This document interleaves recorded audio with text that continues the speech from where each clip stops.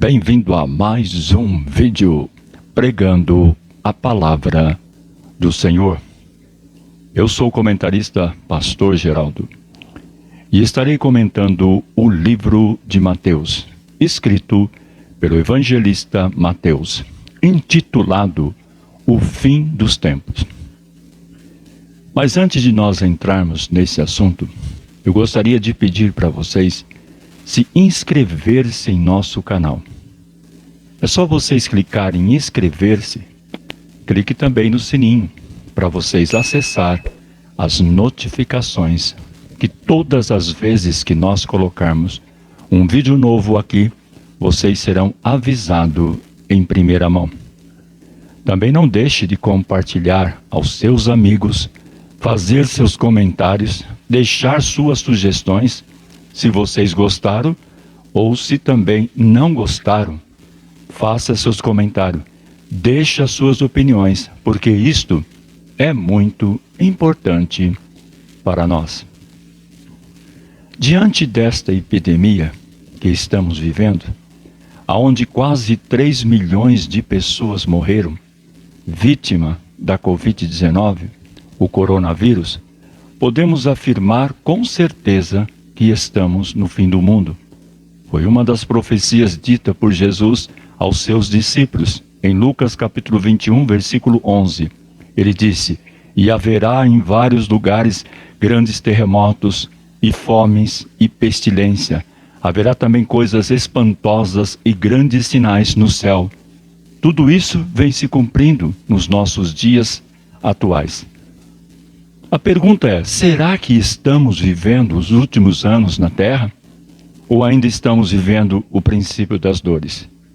E para sanar as nossas dúvidas, abramos as nossas Bíblias no livro de Mateus, capítulo 24, e o versículo 36, que diz assim: "Porém, daquele dia e hora, ninguém sabe, nem os anjos dos céus, nem o Filho, mas unicamente meu Pai.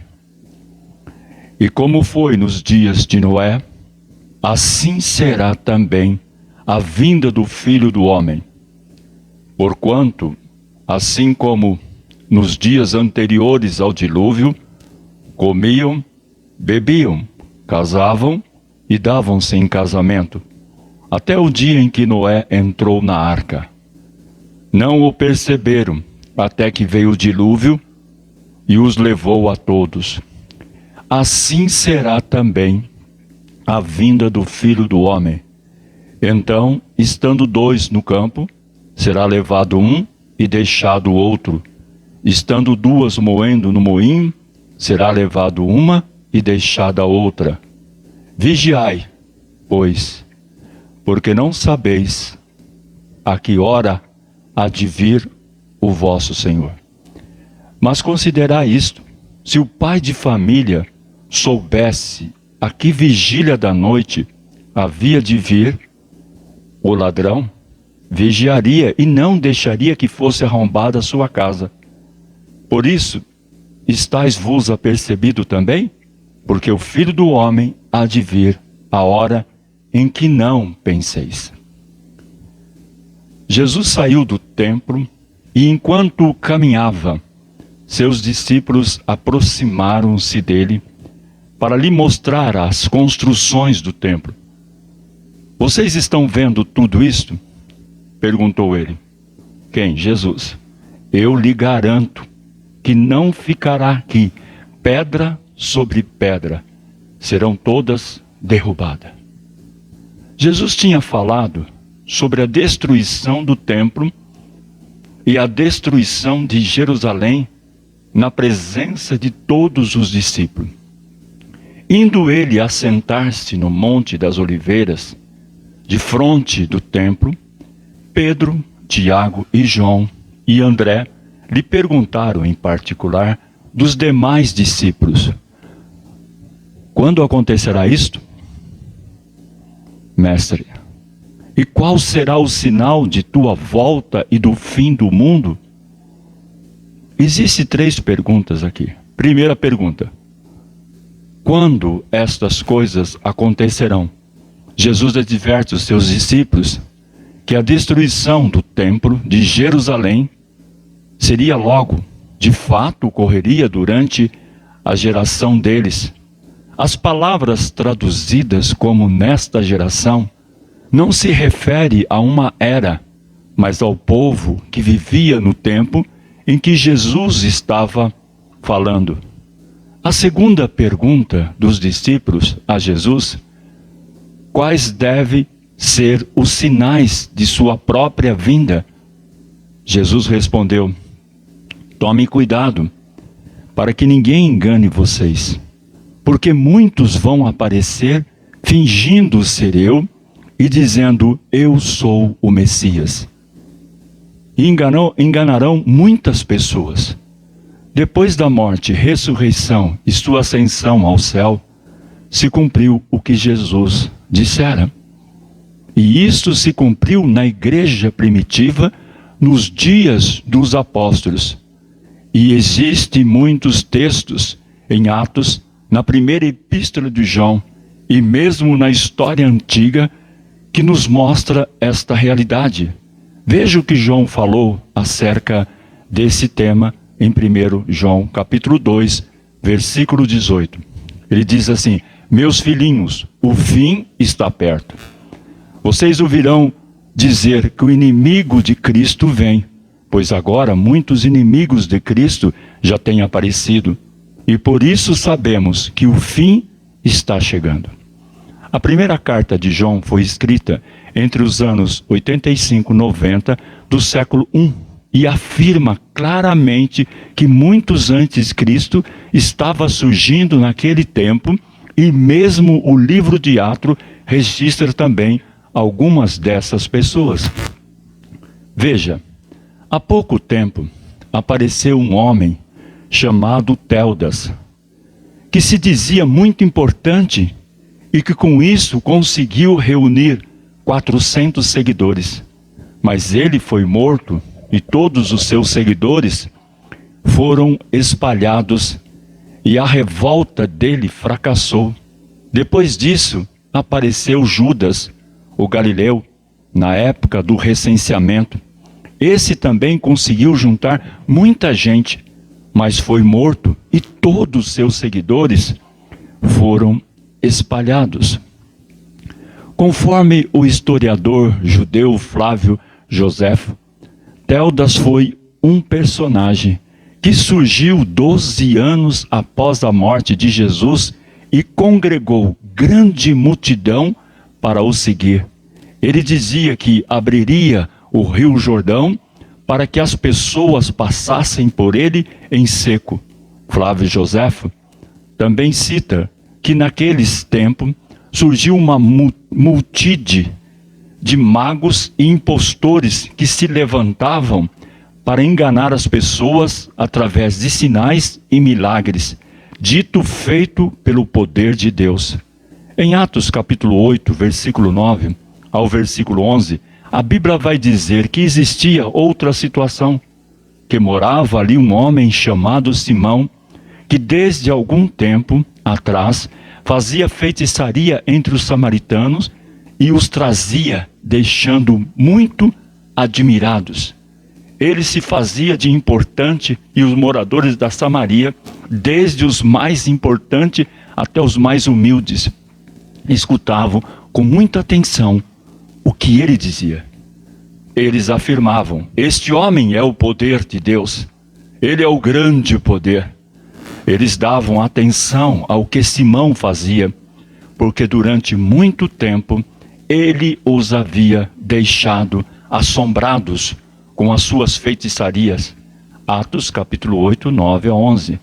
Veja que esses textos de Atos nos ilustram exatamente o que Jesus havia alertado aos seus discípulos.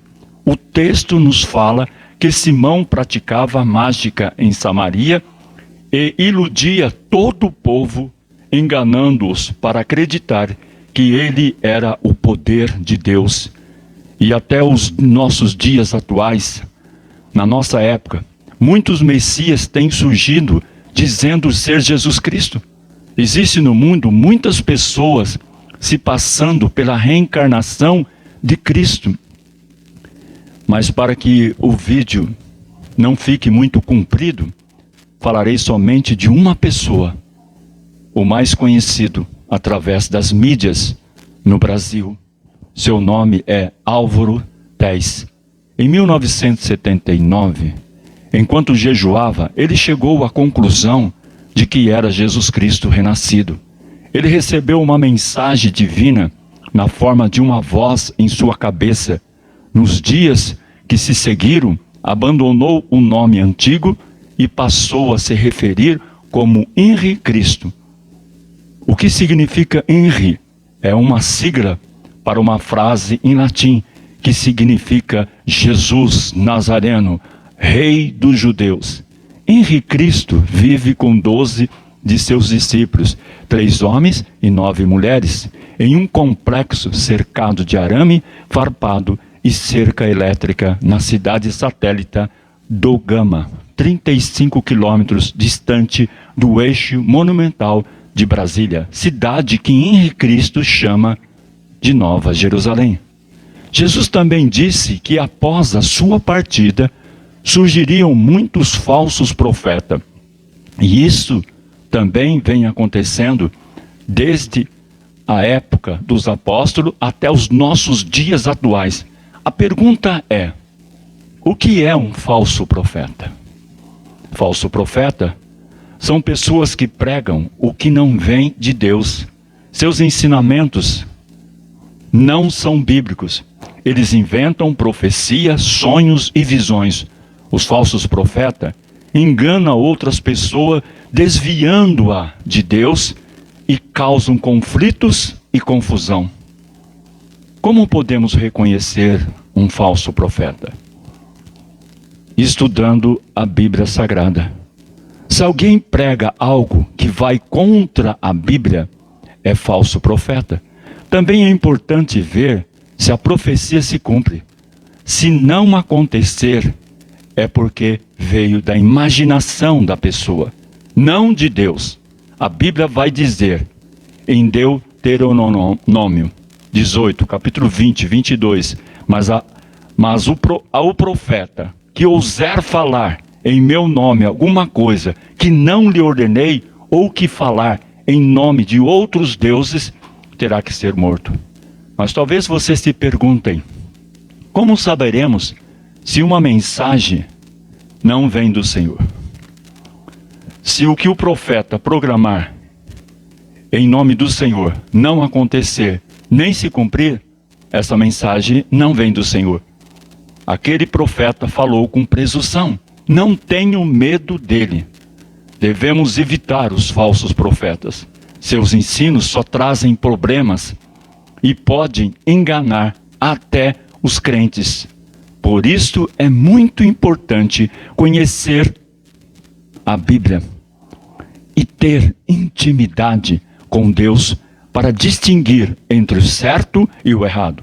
Um falso profeta é aquele que afirma falar em nome de Deus, sem contudo representar Deus ou mesmo pertencer a Ele.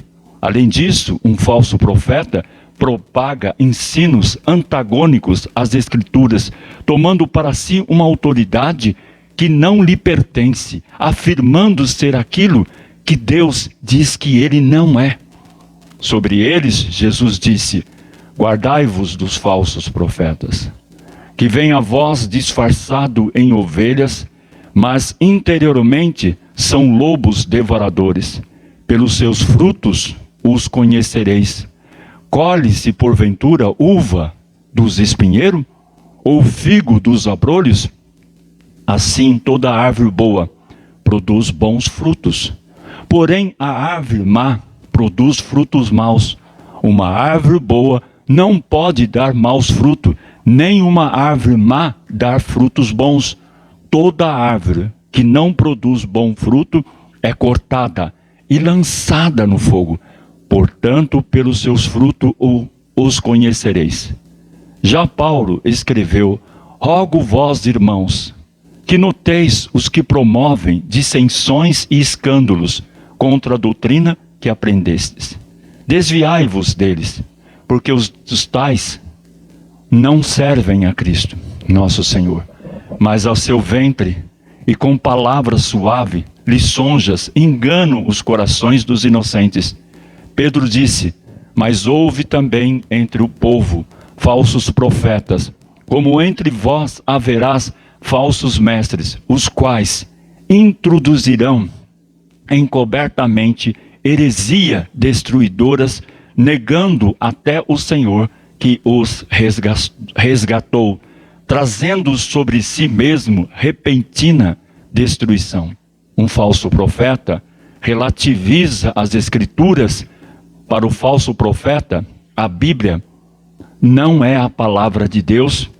Para esse, as Escrituras são falíveis e não devem servir como plena referência para o cristão. Um falso profeta fala mais em dinheiro do que em Cristo. Um falso profeta comercializa o Evangelho e venda as bênçãos de Deus mediante oferta extravagante. Um falso profeta considera suas palavras inquestionáveis, colocando suas profecias e revelações em pé de igualdade com as Escrituras. Um falso profeta anuncia, prega, programa um evangelho absolutamente antropocêntrico. Um falso profeta interpreta as Escrituras segundo a ótica do seu próprio umbigo, relativizando o absoluto e inventando doutrinas segundo o desejo de seu coração. Um falso profeta prega o evangelho da confissão positiva, negando a possibilidade do sofrimento e anunciando um cristianismo desprovido da cruz. Um falso profeta sincretiza o evangelho, miscigenando a fé, introduzindo doutrinas espúrias às verdades inquestionáveis da Bíblia. Um falso profeta tem sede de poder, vive pelo poder e ama o poder. Um falso profeta se considera melhor do que os outros e, em virtude disso, distingue-se do rebanho, criando e fabricando novos títulos eclesiásticos. Um falso profeta fala de Cristo, entretanto o nega, prega sobre Cristo, mas não o conhece, fala em nome do Espírito Santo, sem contudo ter sido regenerado por ele. Um último ponto que podemos considerar é que nenhum registro na palavra de Deus, ou mesmo na história, menciona que havia impostores antes da vinda de Jesus Cristo. Esses impostores surgiram depois que Jesus ascendeu aos céus. A terceira pergunta dos discípulos a Jesus: quais devem ser os sinais de que o fim do mundo está próximo? Jesus respondeu: não tenha medo quando ouvirem falar de guerras e de revoluções, pois é preciso que essas coisas aconteçam primeiro. Mas isso não quer dizer que o fim esteja perto. E continuou: uma nação vai guerrear contra outra, e um país atacará outro. Em vários lugares haverá grandes tremores de terra, falta de alimento e epidemias acontecerão, coisas terríveis e grandes sinais serão vistos no céu, assim como os anticristos. As guerras não são, nem de longe, um sinal do fim dos tempos. E isso nós não precisamos verificar com muito estudo na palavra de Deus. Basta observar a história, desde a morte e ressurreição de Jesus Cristo. Sempre houve guerras durante toda a história da humanidade, sejam guerras, revoluções ou levantes. Esses conflitos sempre estiveram presentes na civilização humana. Tudo isso sempre foi muito comum. Ainda hoje existem várias guerras, revoluções e levantes em curso no mundo. Sempre houve guerra e elas também sempre estarão presentes em meio à humanidade até o fim. Sendo assim, as guerras não podem ser um sinal para verificarmos se o fim está próximo ou não. A guerra em si não pode determinar a chegada do tempo do fim do mundo. Toda essa percepção faz cumprir um texto de Daniel que diz: no fim desse tempo, o Messias escolhido por Deus será morto injustamente. Chegará um rei com o seu exército e destruirá a cidade e o templo.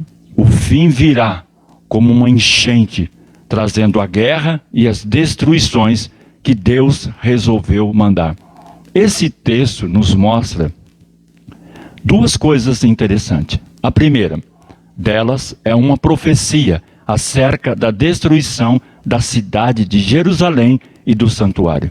O segundo templo, que foi destruído no ano 70 depois de Cristo, esta profecia nos revela que Jesus estava se referindo a este momento da história ao falar aos discípulos nos evangelhos. Devemos lembrar que para os judeus este acontecimento tiveram uma importância enorme, pois eles foram dispersados sobre a terra e só retornaram após o fim da Segunda Guerra Mundial. Além disso, a cidade de Jerusalém e o templo em si, que eles consideram até hoje ser o meio pelo qual Deus atua em meio aos homens, foi destruído. Este é o primeiro ponto que devemos observar. O segundo ponto é a frase: e até o fim haverá guerra. Esse versículo nos mostra que depois da destruição da cidade e do santuário, não haverá um tempo sequer de paz sobre a terra. Até o tempo do fim sempre houve e sempre haverá guerra até o tempo do fim. O texto do Evangelho de Lucas também deixa claro que essas guerras não indicaria o tempo fim, pois o fim não seria logo. O que o texto de Lucas está dizendo é que essas guerras e revoluções não são acontecimentos que antecedem o fim, mas acontecimentos que estão ligados ao povo judeu, à cidade de Jerusalém e ao templo. Qual é o templo? O templo de Herodes. A história conta que houvera muitas guerras naqueles anos, nos arredores de Jerusalém. O historiador Flávio Josefo descreve guerras na Palestina, na Galileia e na Samaria no ano 66 depois de Cristo. E muitos rumores de guerra na região. Josefo também cita alguns conflitos relacionados aos judeus. Ele diz que em Cesárea, no ano 59 depois de Cristo, judeus e sírios disputavam sobre o direito àquela cidade, e 20.000 judeus foram mortos. Comenta que em Citópolis, mais de 13.000 judeus foram mortos e outros 50.000 em Alexandria. Tudo isso aconteceu até a destruição de Jerusalém. Outro historiador romano também descreve guerras e insurgências em vários lugares, como Alemanha, África, Turquia, Ira e Armênia. Essas coisas serão como as primeiras dores de parto. Mateus capítulo 24, versículo 8. O versículo que eu citei de Mateus nos traz um detalhe que também ajuda a confirmar que essas coisas não são relatos do fim dos tempos, mas do tempo de Atos, no início do primeiro século. Tudo isso é somente o princípio das dores de parto. Essas guerras e rumores de guerra nada mais são do que um sinal que demonstrava o fim do período do segundo templo e da cidade de Jerusalém. Jesus falou que haveria fome. Naquele tempo, alguns profetas foram de Jerusalém para Antioquia. Um deles, chamado Ágabo, levantou-se e, pelo poder do Espírito Santo, anunciou: haverá uma grande falta de alimento no mundo inteiro. Isso aconteceu quando Cláudio era o imperador romano. Atos 11, 27 e 28. Os versículos que eu citei de Atos nos mostra que a fome também foi uma realidade nos tempos da igreja primitiva. Quando olhamos os registros históricos e o livro de Atos, percebemos que esta fome citada por Jesus aconteceu no tempo de Cláudio. Os historiadores romanos afirmam que apenas em Roma houve registros de 30.000 mortos relacionados à fome. Tudo isso foi registrado na história por nome como Tácito, Seutônio e Eusébio. Os registros mostram que ela foi muito severa em Jerusalém. Flávio Joséfo também afirma que muitas pessoas morreram. A Judéia foi especialmente atingida e muitos discípulos enviaram ajuda aos irmãos da Judéia. Nesse período de Atos, capítulo 11, 27 e 29, tudo isso ocorreu conforme o texto bíblico no período do reinado de Cláudio, no ano 41 a 54 depois de Cristo, e se estendeu aos nossos dias atuais. Dor ignorada, fome, matou mais de 63.000 pessoas no Brasil nos dias de hoje, no século 21. O número corresponde ao período de 2008 a 2017. Isso significa uma média de 6.371 mortos por ano e 17 mortos por dia no país, por complicação decorrente da desnutrição. De acordo com dados do DataSUS, entre 2008 e 2017, o Brasil registrou 63.712 óbitos por complicações decorrentes da desnutrição. Isto representa uma média de 6.371 mortos por ano e 17 mortos por dia. O levantamento foi realizado pelo jornal O Estadão. E os últimos anos também não foram fáceis para os brasileiros. A síntese de indicadores sociais CIS 2019, divulgada pelo IBGE, mostra que em 2018 o país tinha 13,5 milhões de pessoas com renda mensal per capita inferior a R$ 145, ou seja, $1,90 por dia. Critério adotado para identificar a condição de extrema pobreza. Isso significa que 6,5% dos brasileiros viviam nessa condição maior percentual em 7 anos. Outro dado que chama a atenção na CIS 2019, 1 em cada 4 brasileiros vive com menos de R$ 420 por mês. São 52,5 milhões de brasileiros vivendo na pobreza. Em todo o mundo, 821,6 milhões de pessoas passaram fome em 2018. Em 2017, eram 811 milhões de pessoas nessas situações. Os dados são do documento Estado da Insegurança Alimentar e Nutricional do Mundo. Agora, em 2020, além da fome, o mundo e o Brasil enfrentam outro problema: a pandemia de Covid-19, que pode agravar mais ainda a situação. Até o fim de 2020, a pandemia da Covid-19 pode levar cerca de 86 milhões de crianças no mundo à pobreza. A alerta foi feita pela organização social civil Cyber Schober, que significa Salve as Crianças, e pelo Fundo das Nações Unidas para a Infância, UNICEF. Os princípios das dores aconteceram nos dias de Jesus e se estendeu até os nossos dias atuais. Estamos vivendo o princípio das dores. E Jesus falou: e haverá pestes, epidemias.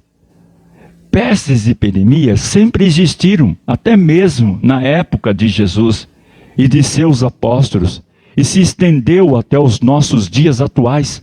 Dentro do grupo das doenças, há aquelas que são infectocontagiosas e acaba sendo um grande problema para a humanidade, independentemente de sua época. Essas pestilências, epidemia ou pandemia que assolam o mundo também estão relacionadas à maldição pelo pecado do homem. Mas é interessante notar a forma específica com que a Bíblia fala desses quadros de pandemias. Em seu sermão escatológico, o Senhor Jesus anunciou que a presente era seria marcada por fomes e pestes. Percebe que Jesus Cristo claramente está se referindo à grande epidemia como essa pandemia que estamos vivendo, a pandemia do coronavírus, a Covid-19, que tem castigado a humanidade, o mundo, trazendo a morte de mais de 3 milhões de pessoas no mundo, trazendo fome, pois ela abala a economia de cidades e nações. Jesus fala dessas epidemias como um sinal do fim dos tempos. Isso não quer dizer que essas pestes significa que o fim do mundo chegou, mas que elas servem de lembrete de que o fim se aproxima. Porquanto se levantará nação contra nação e reino contra reino. Haverá fomes e pestes e terremoto em vários lugares. E Jesus disse: e haverá terremoto em vários lugares. Nós temos, nos tempos da igreja primitiva, os discípulos experimentaram grandes números de terremotos. O historiador romano Tácito menciona vários terremotos em Roma. Ele escreveu: terremotos frequentes estão ocorrendo, de modo que muitas casas foram lançadas abaixo. E ainda 12 cidades populosas da Ásia foram às ruínas em um terremoto. O filósofo romano Sêneca também mencionou os terremotos desde o período em 58 depois de Cristo. Ele escreveu: quantas vezes cidades da Ásia, da Acaia, caíram com um choque fatal? Quantas cidades foram engolidas na Síria? Quantas na Macedônia? Quantas vezes o Chipre tem sido desperdiçado por essas calamidades? Quantas vezes Pafos, uma cidade do Chipre, tornou-se uma ruína? Chegam a nós a notícia da demolição de cidades inteiras de uma só vez. No ano 60 depois de Cristo, Hierapolis, Colossos, Laodiceia foram destruídas por terremoto. Houve terremoto em Creta, Apameia, Esmirna, Mileto, Chios e na Judéia. Terremoto em vários lugares, todos eles entre a morte do Senhor Jesus e a destruição do templo em 70 depois de Cristo.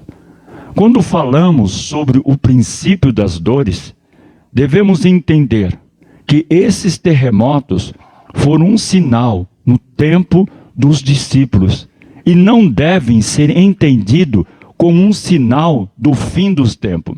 Ao menos, quando tratamos acerca do princípio das dores, isso fica muito claro quando lemos esse texto e temos fontes históricas sobre o que aconteceu nos primeiros anos da igreja. E Jesus disse: mas todas estas coisas são o princípio das dores. Quando estudamos o livro de Atos, vemos que muitas dessas coisas já foram cumpridas e vêm se cumprindo nos nossos dias atuais. Conforme a descrição do que Jesus disse, no capítulo 24, versículo 9, é muita vaidade da nossa parte achar que essa perseguição acontecerá apenas no tempo do fim e esquecer de nossos irmãos que foram mortos brutalmente no tempo da igreja primitiva. Mas antes de acontecer tudo isso, vocês serão presos e perseguidos. Vocês serão entregues para serem julgados nas sinagogas e depois serão jogados na cadeia, no cárcere, por serem meus seguidores. Vocês serão levados aos reis e aos governadores para serem julgados. E isso dará oportunidade a vocês para anunciar, para pregar o evangelho. Esse versículo de Lucas também nos mostra essa realidade.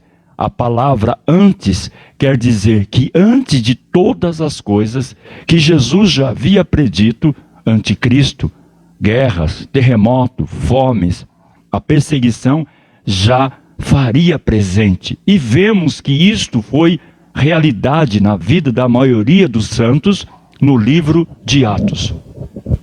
Vocês precisam ter cuidado, porque serão presos e levados aos tribunais e serão chicoteados nas sinagogas por serem meus seguidores. Vocês serão levados aos governadores e reis para serem julgados e falarão a eles sobre o evangelho. Marcos capítulo 13, versículo 9. Veja que no livro de Marcos, Jesus é ainda mais direto em relação aos discípulos. Ele usa os pronomes vós e vos, dando a ideia de que os ouvintes que ali estavam seriam os tais que seriam perseguidos, e de fato eles foram. Essas palavras foram completamente cumpridas nos acontecimentos em Atos, começando por Pedro e João, quando eles curaram um paralítico à porta do templo e foram ensinar as multidões. Eles foram presos e depois foram levados perante o sinédrio, aonde deram testemunho acerca das coisas que sucederam, conforme Jesus havia predito. Depois, Deus levantou Estevão como um diácono, homem cheio de poder e de fé, o qual os judeus nem mesmo podiam suportar, tamanha era a glória que resplandecia da sua face e das palavras de sabedoria que ele professava. E por se mostrar fiel e irrepreensível, não puderam contra ele, antes o apedrejaram e ele morreu vendo o céu aberto. Saulo, perseguidor da igreja, continuava em sua jornada, devastava a igreja, invadindo casa após casa, arrastando ao cárcere, e não satisfeito foi a Damasco perseguir os irmãos, mas a glória de Deus o cobriu e ele viu o Senhor, Jesus em glória, de forma que seus olhos foram queimados com tamanho poder, e nada comeu ou bebeu por 3 dias, e imediatamente passou a pregar Jesus, o Cristo, e ele mesmo sofreu perseguição ainda em Damasco. Atos 9, 23, 25. Paulo foi escolhido por Deus para levar a palavra para os gentios, para reis e para os judeus, mas também para sofrer pelo seu nome. Tiago, irmão de João, também foi morto por Herodes, e Pedro foi atirado na prisão, de onde o Senhor lhe resgatou com a ajuda de um anjo, e ainda tomaram Jasson da sua própria casa, por ter ele recebido Paulo e Sila. E por muitas outras ocasiões em Atos, os discípulos foram perseguidos. E se as muitas histórias de Atos não são satisfatórias, podemos também citar o tempo de Nero, que incendiou Roma no ano 64 depois de Cristo e colocou a culpa nos cristãos, passando a persegui-lo por todo o Império Romano. Tamanha foi a crueldade contra os cristãos promovida por Nero naquele tempo, que tudo foi registrado pelo historiador Tácito. Uma grande multidão foi condenada não apenas pelo crime de incêndio, mas por ódio contra a raça humana. E em suas mortes, eles foram feitos objeto de esporte, pois foram amarrados nos esconderijos de bestas selvagens e feitos em pedaço por cães, ou cravado em cruzes, ou incendiado, e ao fim do dia eram queimados para servirem de luz noturna. O livro de Apocalipse também registra esse tempo como a segunda era da igreja, representada pela igreja em Esmirna. Essas epístolas, a igreja em Filadélfia, são as únicas que não possuem uma repreensão sequer. Veja, ao anjo da igreja de Esmirna escreve o seguinte: esta é a mensagem daquele que é o primeiro e o último, que morreu e tornou a viver. Eu sei que vocês estão sofrendo, sei que são pobres, mas de fato são ricos. Sei como aqueles que afirmam que são judeus, mas não são, falam mal de vocês. Eles são um grupo que pertence a Satanás. Não tenha medo do que vocês vão sofrer. Escutem, o diabo vai pôr na prisão alguns de vocês, para que sejam provados e sofram durante 10 dias. Sejam fiéis, mesmo que tenha de morrer. E como prêmio da vitória, eu lhe darei a vida. Portanto, se vocês têm ouvido para ouvir, então ouça o que o Espírito de Deus diz às igrejas. Aqueles que conseguirem a vitória não sofrerão o castigo da segunda morte. Não há repreensão contra esses irmãos. Para eles foi dito apenas que fossem fiéis até a morte, para então receber a coroa da vida. E este evangelho do reino será pregado em todo o mundo, em testemunha a todas as nações. Então virá o fim. Mateus capítulo 24, versículo 14. Quando Jesus se refere ao período chamado princípio das dores, ele realmente quer falar sobre os acontecimentos que os discípulos presenciaram em vida. Porém, esse não é o único foco da discussão. Isso fica evidenciado em algumas partes do capítulo de Mateus, capítulo 24, quando os discípulos chegam até Jesus no Monte das Oliveiras. Eles dizem o seguinte: conte para nós quando que isso vai acontecer, mestre? Que sinal haverá para mostrar que chegou o tempo de o Senhor voltar e de tudo isto acabar? A pergunta dos discípulos teve dois núcleos. O primeiro está relacionado aos acontecimentos relativamente ao templo e aos princípios, aos próprios discípulos. O princípio das dores. O segundo está relacionado à vinda futura de Jesus e a sua parousia. Quando ele virá, majestoso, julgar o mundo. O versículo 15 de Mateus também nos indica isto. Nesse versículo, Jesus cita a abominável da desolação, que certamente é um acontecimento da grande tribulação. E esta profecia ainda não foi cumprida. Então a única possibilidade é que ela seja cumprida no tempo do fim. A grande tribulação. Outro ponto são os versículos anteriores, dos versículos 4 ao 8 de Mateus 24. Jesus parece se referir ao princípio das dores, à era dos apóstolos, tanto que no versículo 8 ele resume toda a história. Porém, tudo isto é o princípio das dores. Mateus capítulo 24, versículo 8, do versículo 9 ao 14 de Mateus 24. Jesus parece profetizar acerca de tempos da além da era dos apóstolos, como se ele estivesse resumindo profeticamente toda a história do mundo e culminando no versículo 14.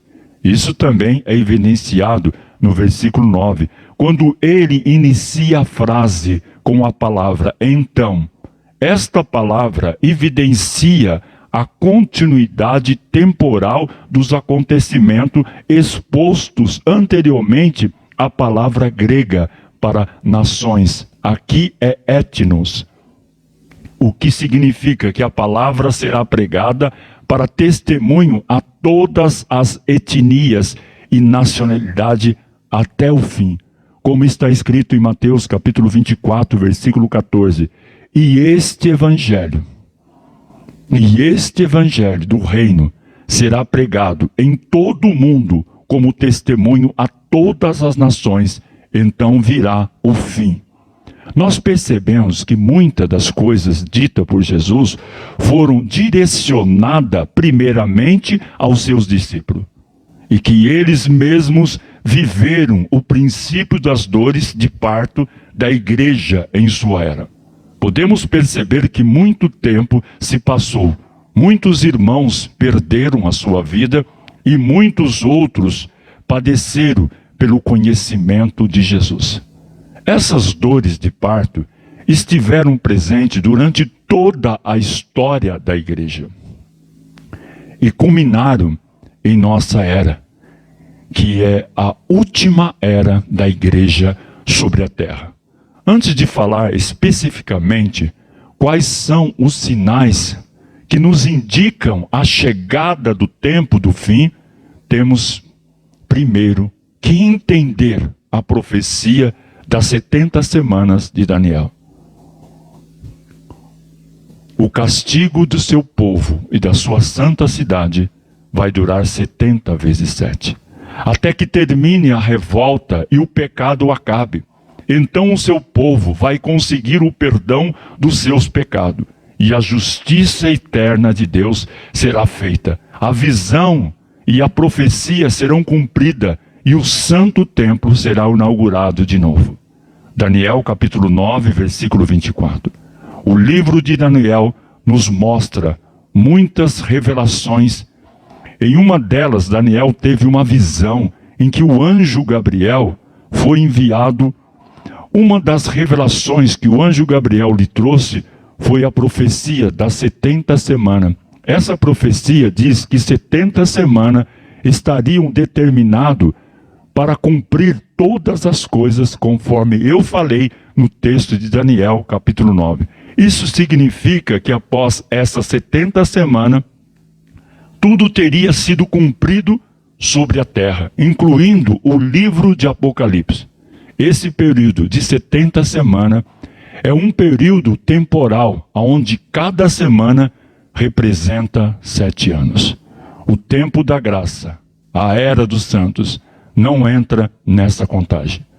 Houveram 79 semanas, ou 483 anos, desde a saída da ordem para reedificar Jerusalém até Jesus Cristo. Daniel capítulo 9, versículo 25. Quando veio Jesus, essa contagem foi o que? Pausada, para o mundo se preparasse para a última semana da contagem. A última semana que falta, os 7 anos, será o período da grande tribulação. Após a descrição da abominação desoladora, Jesus adverte que durante esses acontecimentos, o povo da Judéia deveria fugir para as montanhas, com tal urgência que não deveria nem mesmo voltar para organizar as suas pendências caseiras. Também advertiu que se isso acontecer no inverno ou no sábado, a fuga seria ainda mais difícil. De acordo com a história tradicional, os cristãos deram atenção ao seu mestre e nenhum deles pereceu na destruição de Jerusalém. A destruição profetizada, ainda que severa, limitou-se somente a Jerusalém e a nação de Israel. Termos descritivos são usados para mostrar a severidade dessa destruição, que são semelhantes aos termos usados para a destruição da Babilônia e do Egito, para a última semana de contagem. A última semana que falta, os 7 anos, será o período da grande tribulação. A vinda do Filho do Homem será como aquilo que aconteceu no tempo de Noé.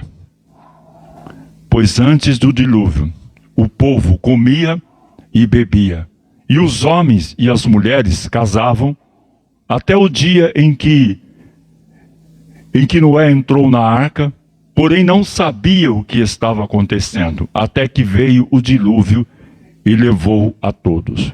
Assim também será a vinda do Filho do Homem. Mateus capítulo 24, versículo 37 ao 39. O primeiro sinal que mencionei nesse texto é o sinal de Noé. Jesus disse que assim como foi nos dias de Noé, também será a vinda do Filho do Homem. É muito interessante pensar nesse exemplo que Jesus nos deu para considerar esse sinal e compará-lo à realidade do nosso tempo. Porquanto assim como nos dias anteriores ao dilúvio, comiam e bebiam, casavam e davam-se em casamento. Quando Jesus cita essas coisas, ele parece dizer que as pessoas no tempo de Noé estavam despreocupadas com as coisas de Deus e que elas apenas buscavam o que era mal. Quando o Senhor viu que as pessoas eram muito más e que sempre estavam pensando em fazer coisas erradas, ficou muito triste por haver feito os seres humanos. O Senhor ficou tão triste, com o coração tão pesado. Gênesis capítulo 6, versículo 5. Na antiguidade, apenas Noé achou graça diante de Deus. E todo o resto da humanidade sucumbiu nas águas do dilúvio. Esse texto também mostra que eles nem perceberam o que estava acontecendo naqueles dias. Eles viviam em sua vida sem preocupação, até que veio o dilúvio e levou a todos. Esse exemplo é muito vivo hoje em dia. Por um lado, cada um de nós vive a sua vida preocupado apenas com o nosso sustento, considerando que Jesus tarda a voltar. Ainda a maioria esmagadora dos crentes da nossa era não faz ideia de que Jesus está às portas, e mesmo aqueles que têm alguma consciência nada fazem em relação a essa coisa. Veja que Noé edificou esta arca, pois ele seria salvo por ela. De igual modo, se não edificarmos a arca em nosso tempo, como poderemos ser salvos? A nossa arca é Jesus Cristo. E quem entrar por esta porta será salvo. Hoje as nossas preocupações são comprar uma casa ou um carro, fazer uma faculdade ou mesmo nos casar e ter uma família. Mesmo as denominações vivem uma triste disputa para alcançar mais e mais membros.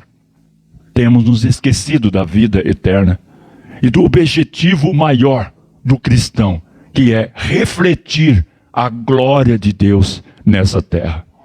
Como modificações corruptas, nos aproximamos muito da realidade do tempo de Noé.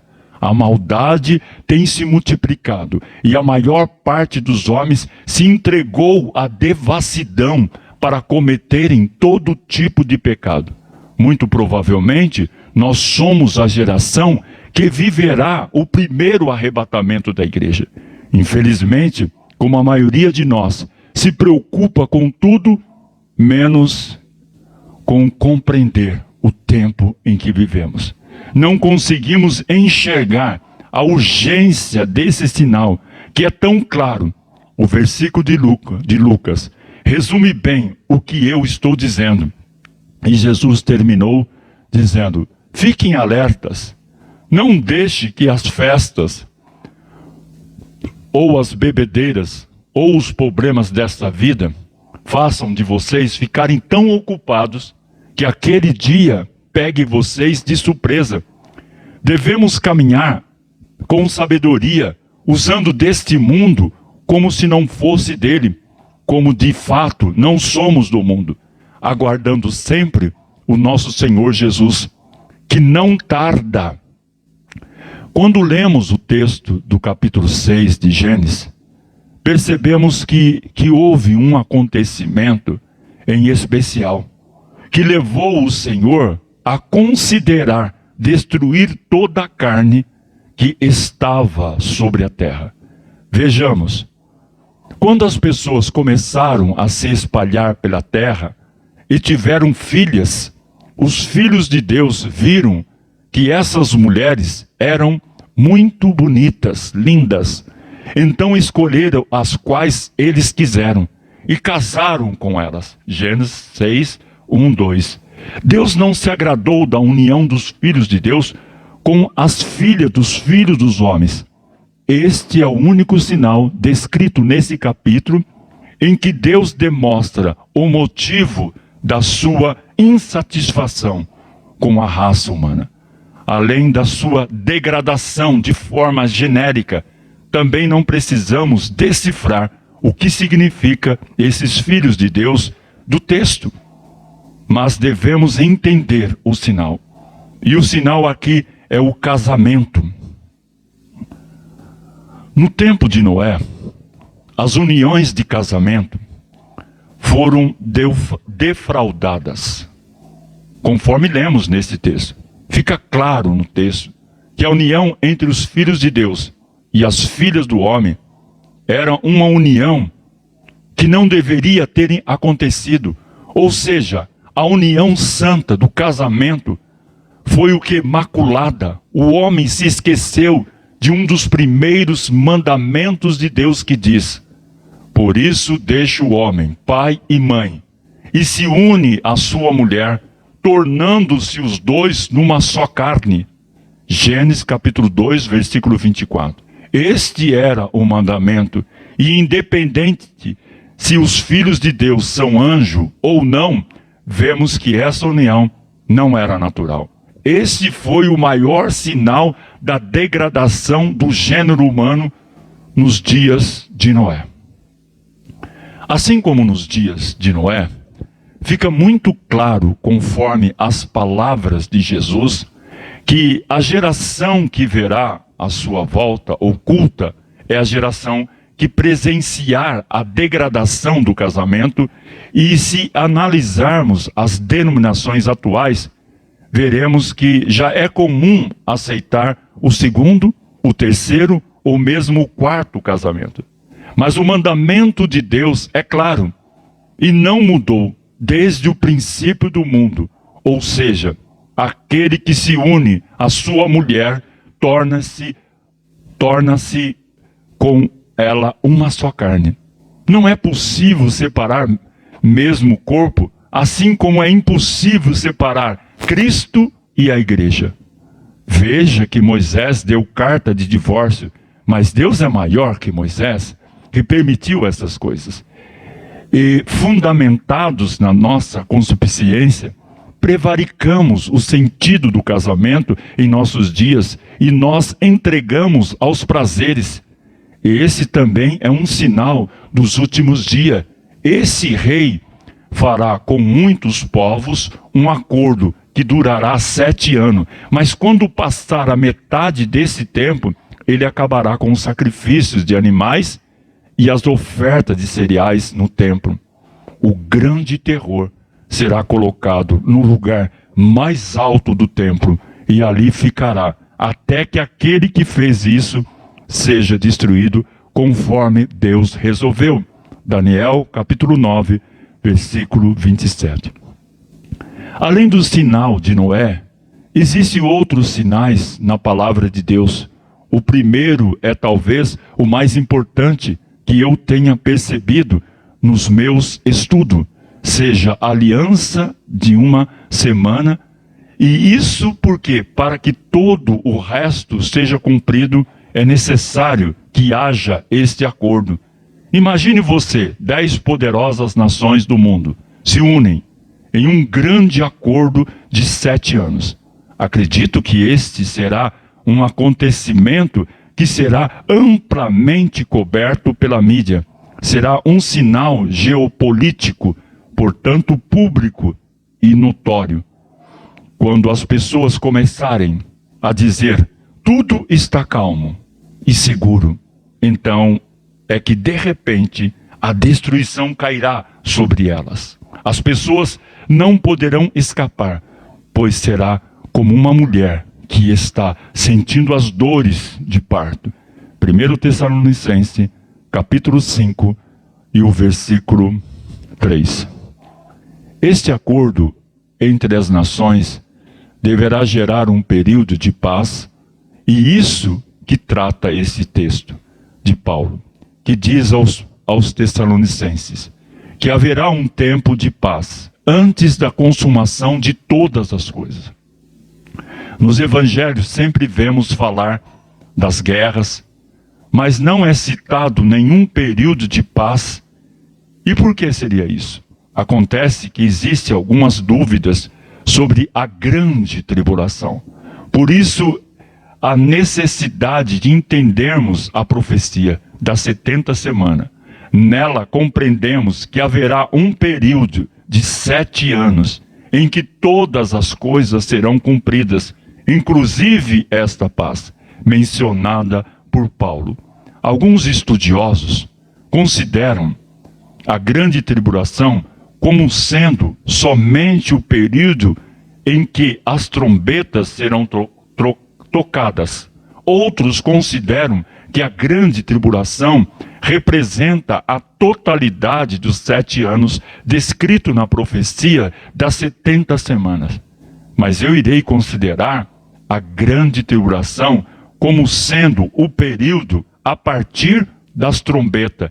E isso tem 2 motivos. O primeiro é que assim seguiremos a linha dos evangelhos.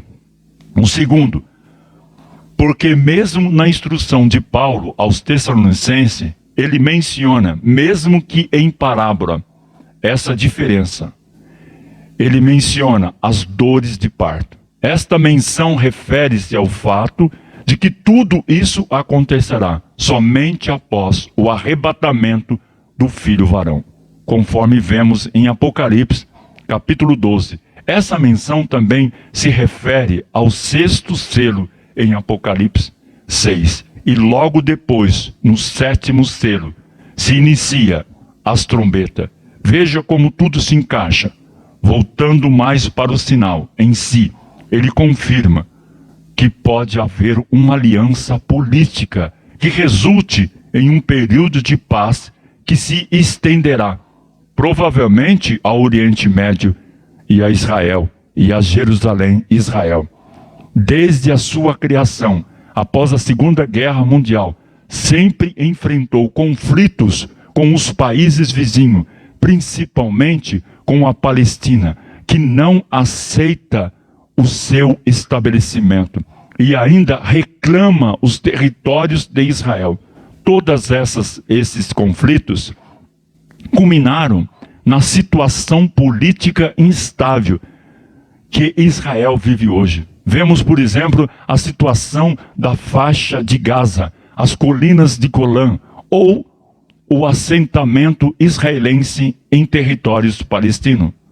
A maioria dos países do Oriente Médio gostaria de ver Israel destruída, sim, destruída. E isso é refletido na quantidade de atentados que ocorreram diariamente na região.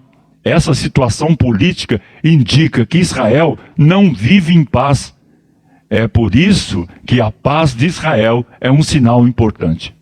Quando houver paz entre Israel e seus vizinhos e na cidade de Jerusalém, então saberemos que estamos vivendo os últimos dias.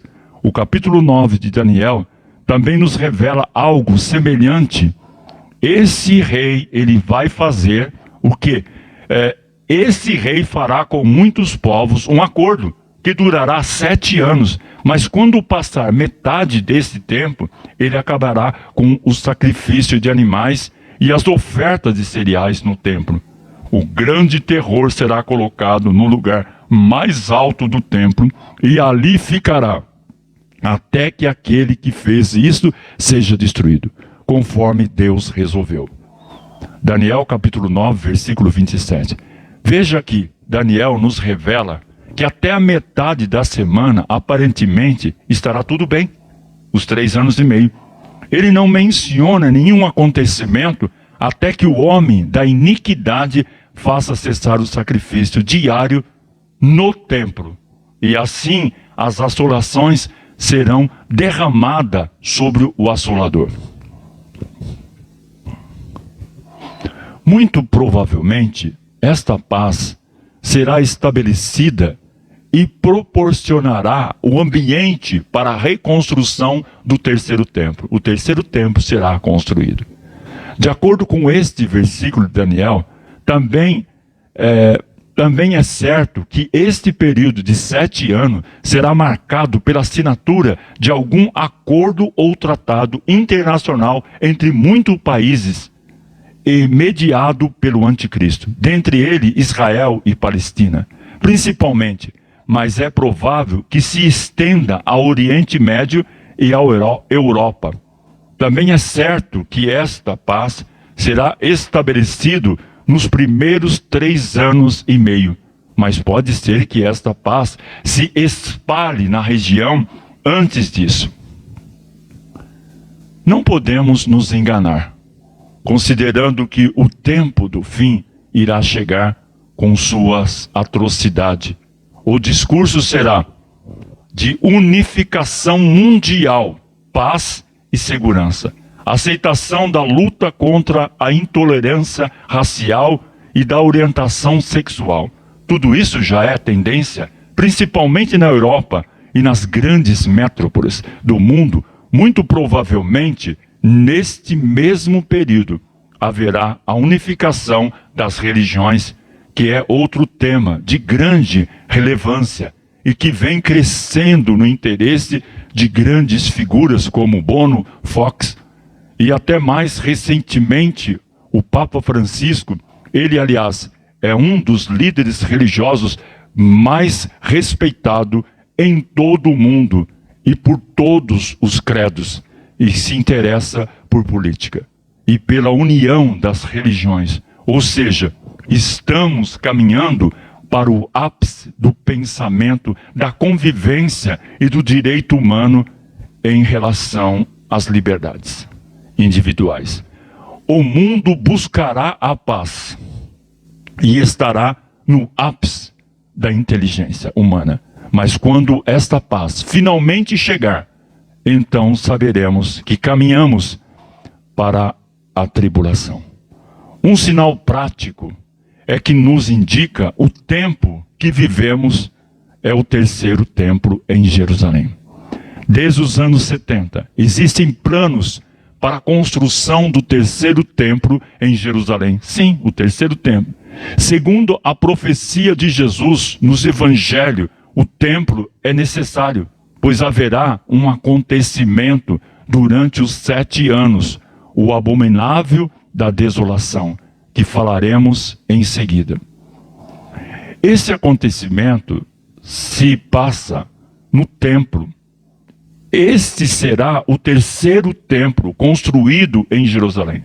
Também sabemos que para este templo seja construído, é necessário que exista paz no Oriente Médio e em Jerusalém. Não sabemos o momento da sua reconstrução, mas sabemos que ele poderá ser reerguido em um período de 6 meses, Sua construção pode acontecer já durante os 7 anos. Por isso, quanto mais nos aproximamos da sua construção, mais nos aproximamos dos últimos dias. O segundo templo foi destruído no ano 70 depois de Cristo e não foi reconstruído desde então. Em seu lugar foi construído uma mesquita islâmica. Essa mesquita é conhecida pelo nome de Domo da Rocha e é um dos lugares sagrados do Islã. Esse sinal é muito significativo e merece a nossa observação por se tratar de um tema central para os judeus, que ainda acreditam que o Messias não veio em carne, e também por ser este um sinal tangível. Certamente todo mundo saberá quando se iniciar a construção do terceiro templo em Jerusalém. Entretanto, ainda existe muita dificuldade política em torno do monte do templo. Os judeus estão muito confiantes quanto à reconstrução do templo, mas os islâmicos não abrem mão do monte, por ser também um lugar sagrado para o Islã.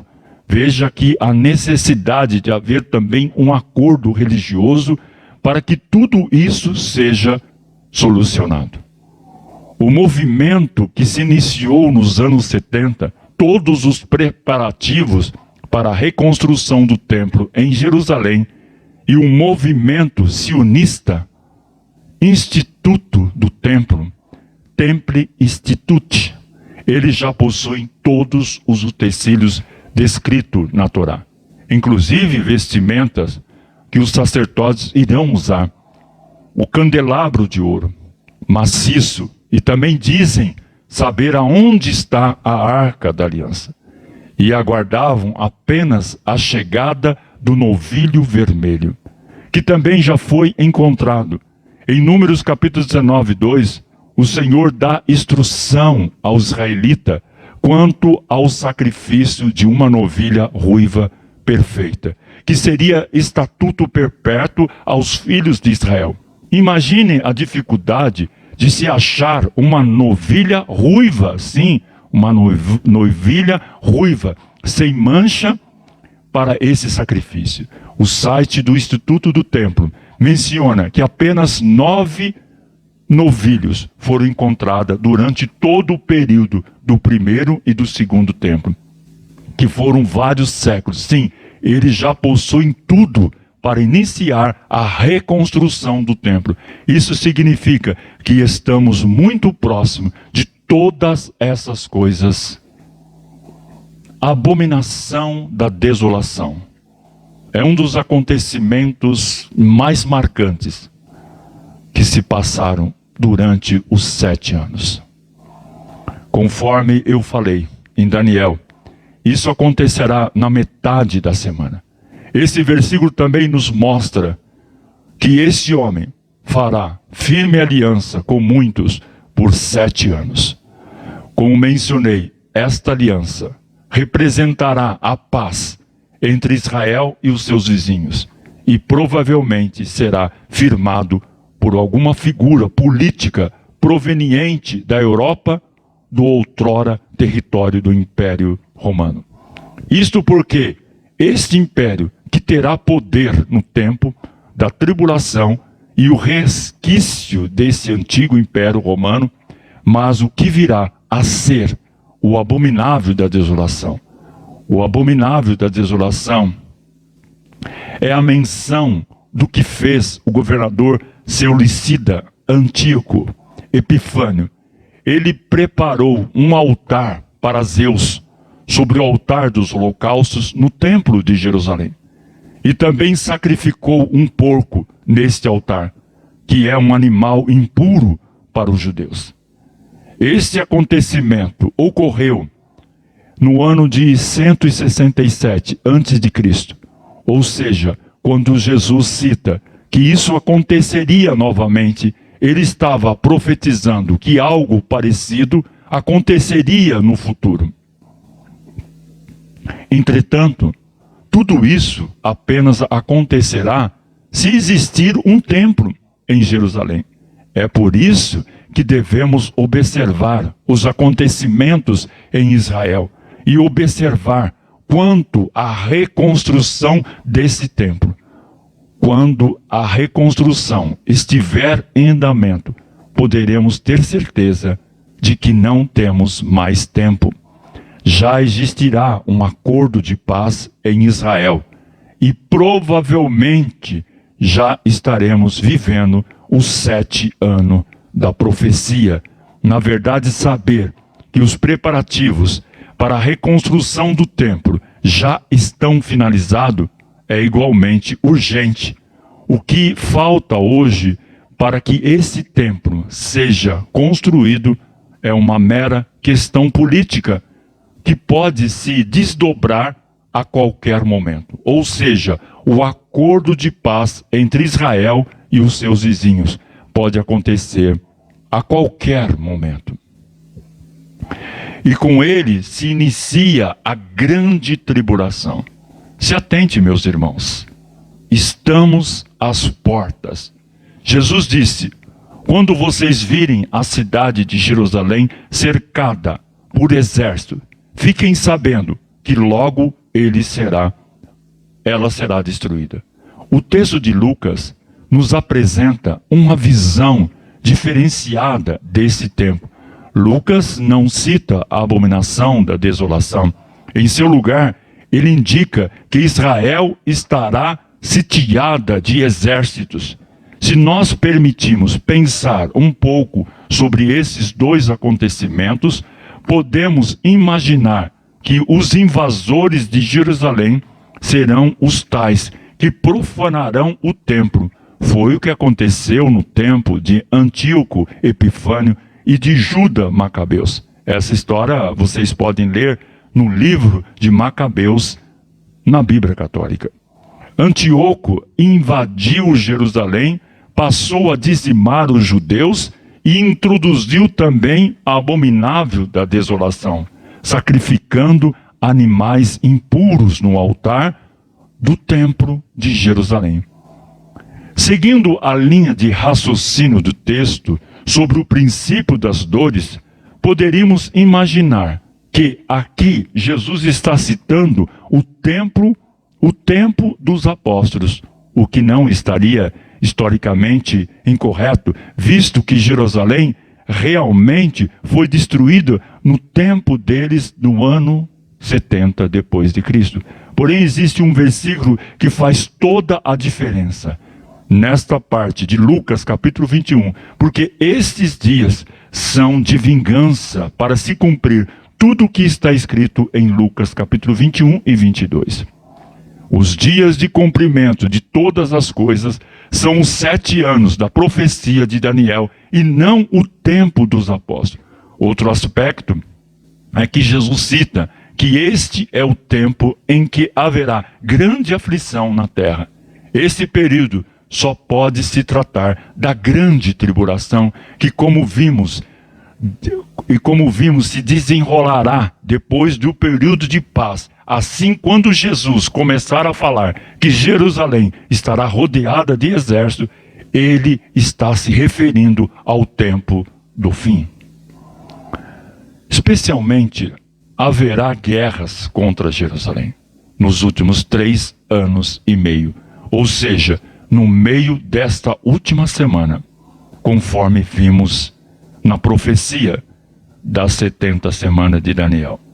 Tudo isso confirma o que foi dito acerca deste tempo, mesmo no texto que mencionei, o período de paz, quando andarem dizendo paz e segurança, eis que lhe sobrevirá repentina destruição, de forma resumida, como certamente ainda não vivemos os 7 anos. Devemos ficar atentos a todos esses sinais, mas ainda mais intensamente aos sinais de Noé na reconstrução do templo em Jerusalém, no grande acordo político de 7 anos e na paz que precederá a destruição dos últimos 3 anos e meio. Fique atento à situação de Israel, meus irmãos. Israel é o grande relógio de Deus que nos indicará a chegada da tribulação. Mas o que é a grande tribulação? A grande tribulação será um tempo marcado pelas dores, angústia e muito terror sobre a face da terra.